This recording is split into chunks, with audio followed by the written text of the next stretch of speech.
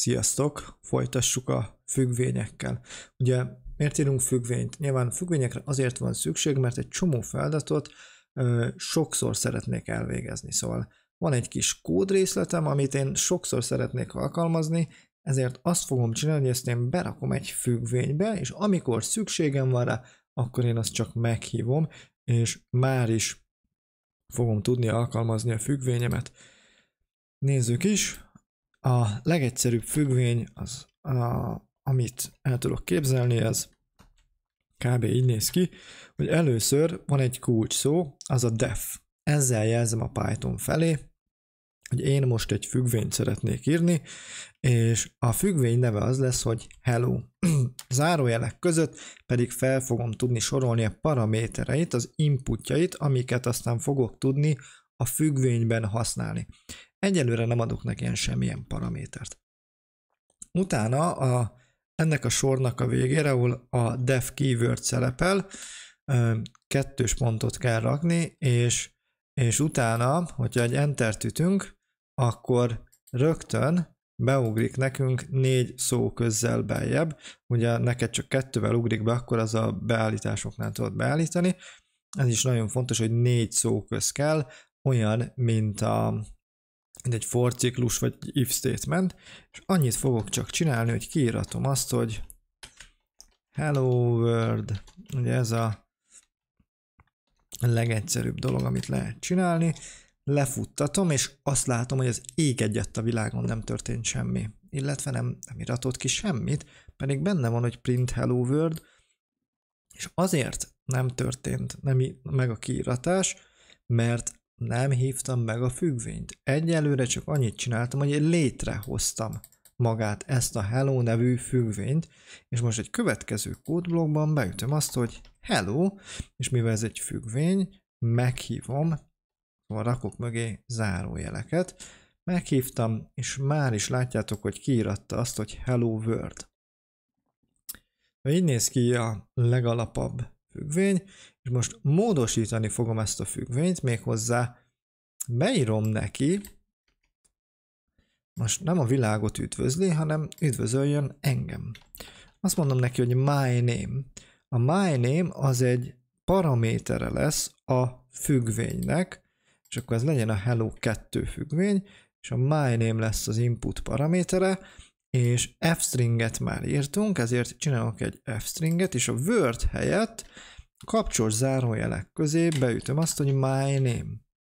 Ezért arra kell figyelni, azt kell tudni, hogy amit ide beírsz paramétert, azt te a függvényen belül, és a függvényben itt minden egyes sor 4 szóközzel beljebb kell kezdődjön, ott eléred azokat a változókat, azokat a paramétereket, amiket te itt létrehozol.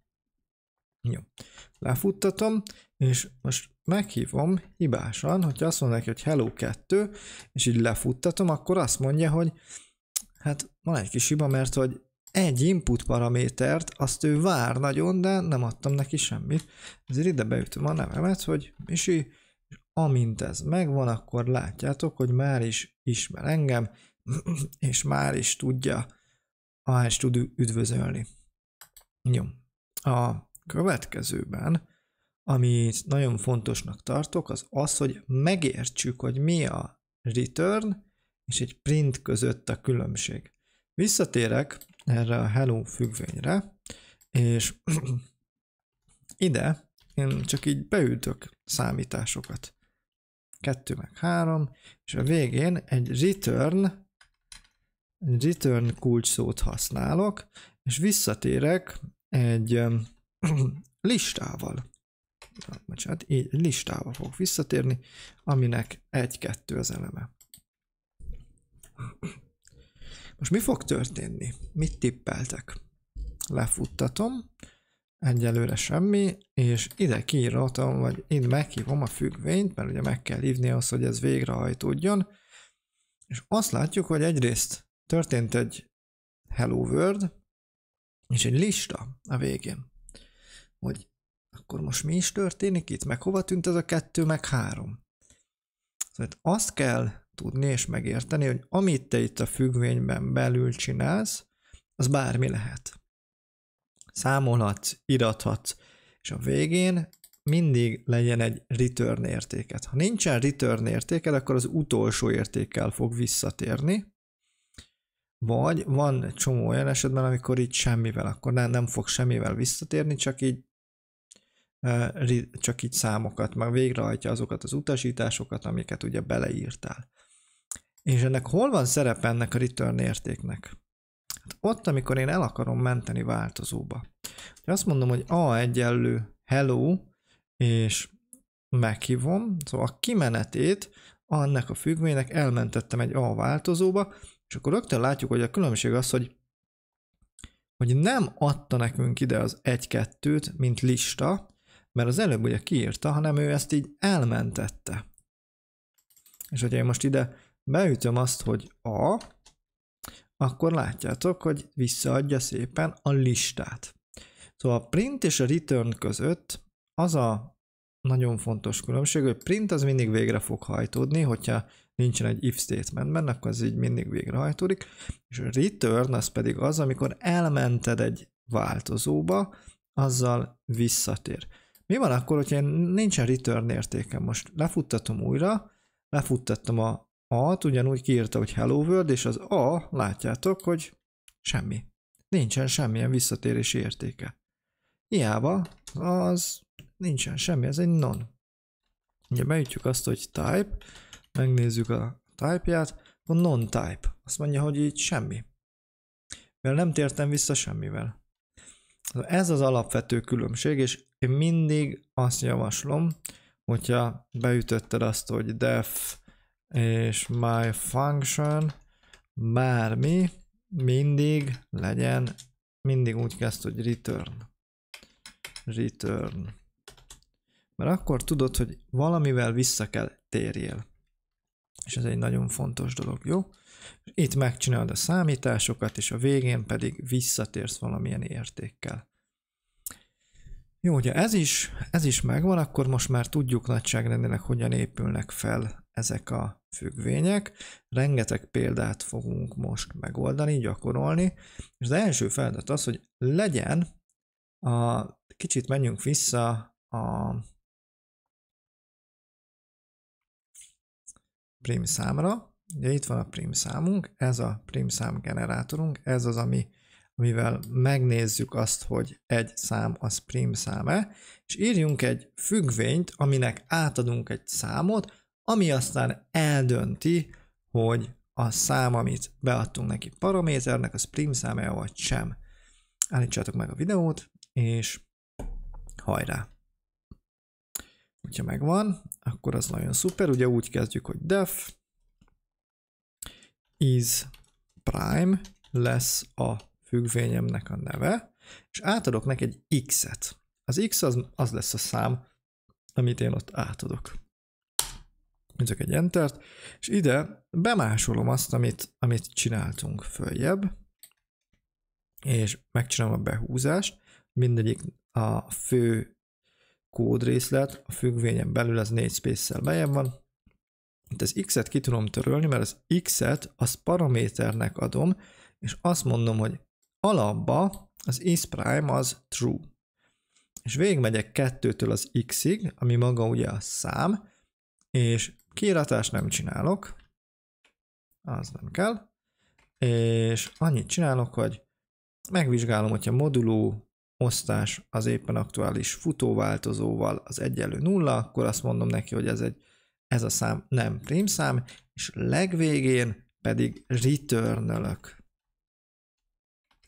Return, és visszatérek az isPrime-mal. Lefuttatom.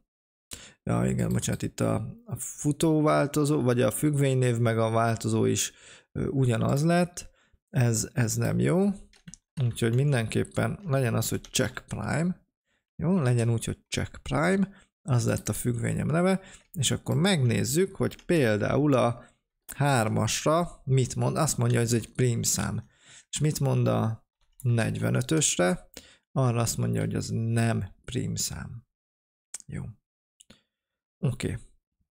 Ha ez is megvan, akkor megvan a csúcs szuper függvényünk, és akkor most jöhet az a feladat, hogy írjunk egy for ciklust, ami 1-től 100-ig végigmegy a számokon, használjuk ezt a check prime függvényt, és azt fogjuk még megcsinálni, hogy eldöntjük az eredmény alapján, hogyha prim, akkor odaírjuk, hogy ez a szám prim szám. Ha nem, akkor ez a szám nem prim szám. Jó? Itt is állítsd meg a videót, és akkor hajrá. És ha megvan, akkor már is csinálhatjuk közösen, hogy for i in, és akkor legyen range, és nem akarok 0-tól menni, 2-től szeretnék menni 101-ig, a 100-ast is szeretném levizsgálni, és akkor az i helyett legyen egy kicsit beszédesebb a futóváltozónk, az actual number, az éppen aktuális szám, és akkor azt mondom, hogy print actual number, látjuk, hogy szépen kiíratja a számokat. Mindig így kezdjük a loopokat, for loopot, while loopot, mindent. Jó, ez megvan, akkor ez nekünk nem kell. Tudjuk azt, hogy az act number az folyamatosan növekvő szám. Jó. Azt kell csináljuk, hogy meg kell hívjuk a függvényünket, méghozzá azt, hogy check prime, és átadjuk neki az actual number-t.